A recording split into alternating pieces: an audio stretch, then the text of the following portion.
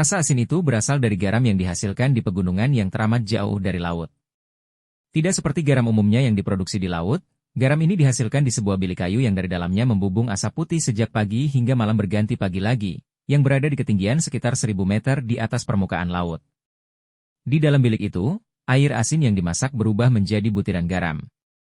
Aroma kayu bakar dan gemercik bara api membakar selama proses memasak garam yang ada di dalam tungku tempat produksi garam gunung. Wilayah yang berada di perbatasan Indonesia-Malaysia itu masuk Kecamatan Krayan, Kabupaten Nunukan, Kalimantan Utara. Berada di ketinggian sekitar 1000 meter di atas permukaan laut, Krayan terhampar di antara bukit dan gunung.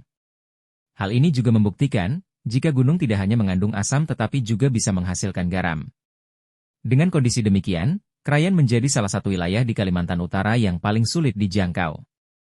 Tak ada jalur darat yang menghubungkan daerah ini dengan daerah lainnya. Sebenarnya, sejak era Presiden Susilo Bambang Yudhoyono, jalan Trans Kalimantan di sisi utara sudah mulai dibuka menuju Krayan. Namun, jalan itu baru selesai dibuka pada era Presiden Joko Widodo. Itu pun kondisinya berupa jalan tanah berlumpur yang amat becek dan tak memungkinkan dilewati kendaraan. Satu-satunya akses paling mudah dan banyak ditempuh adalah lewat jalur udara, dengan pesawat perintis berpenumpang maksimal 12 orang. Lantas, bagaimana garam bisa muncul secara alami di Krayan? Berdasarkan data Masyarakat Perlindungan Indikasi Geografis, MPIG, terdapat 33 mata air asin yang tersebar di lembah-lembah yang relatif datar pada ketinggian 900 mdpl serta daerah rawa rendah.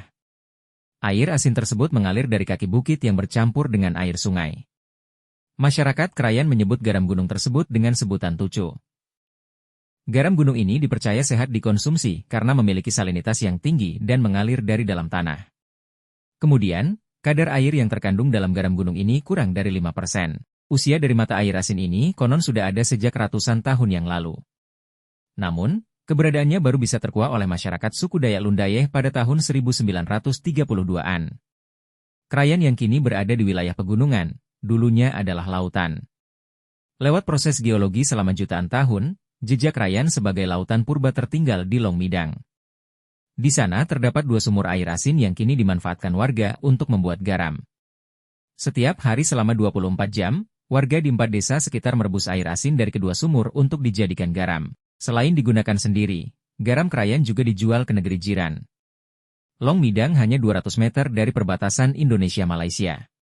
Proses pembuatan garam Krayan sederhana saja. Hanya dengan merebus air dari sumur air asin yang berada di Long Midang. Ada 100 keluarga dari 4 desa sekitar yang bergiliran mengolah air asin menjadi garam. Pengetahuan membuat garam diperoleh secara turun-temurun dari orang tua mereka. Keluarga pembuat garam akan memberikan sejumlah hasil panen garam kepada keluarga pemilik sumur. Sisanya untuk konsumsi sendiri dan dijual ke pasar atau negara tetangga.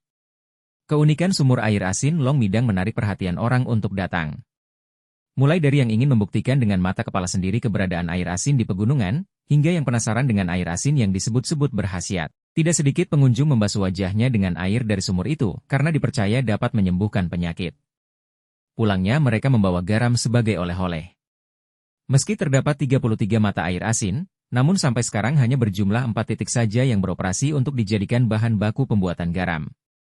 Keempat titik itu berada di Long Midang, Kecamatan Krayan, Pakebuan, Kecamatan Krayan Timur. Kemudian, 2 daerah lagi berada di Pak Betung, Kecamatan Krayan Barat, dan Longkayu, Kecamatan Krayan Selatan. Dalam proses pembuatan garam gunung ini, masyarakat masih menggunakan metode tradisional dan sederhana. Cara tersebut sudah berlangsung lama dan cita rasanya tidak pernah berubah. Dalam sehari, masyarakat suku Dayak Lundayeh bisa menghasilkan garam gunung Krayan dari 4 mata air asin sekitar 200-250 kg.